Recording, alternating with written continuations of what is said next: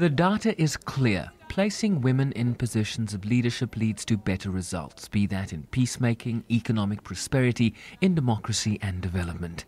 And yet women's representation in parliaments increased by just 0.3% between 2014 and 2015.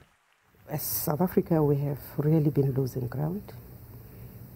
Initially, we started off, we had a strong women's movement voice, which cut across the parties. We're able to sit, even in Parliament, we used to have a very strong women's caucus. We have a caucus now. It hardly has enough resources to sit. It sits between 1 and 2. That is their lunchtime. We do have a Ministry of Women. Look at how we are budgeting for it.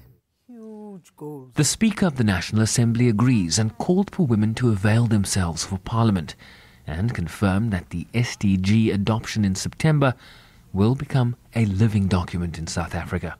This is an area that Parliament during this 5th term has decided it must come closer to, it must pay more attention to, because as we look at the legacy of the 4 parliaments, it's one of the areas that are highlighted in the legacy report, that in playing the oversight role, we need to pay more attention to agreements that are adopted at an international level where our executive have committed on our behalf as the people of South Africa.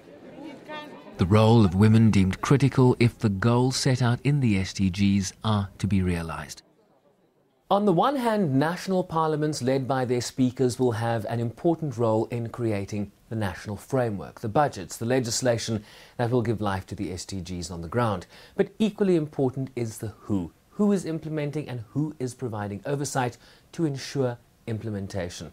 The Interparliamentary Union calling on women speakers to use their positions even in male-dominated societies to ensure the gender gaps are sufficiently closed to provide a better chance for success come 2030. Sherwyn, SABC News, New York.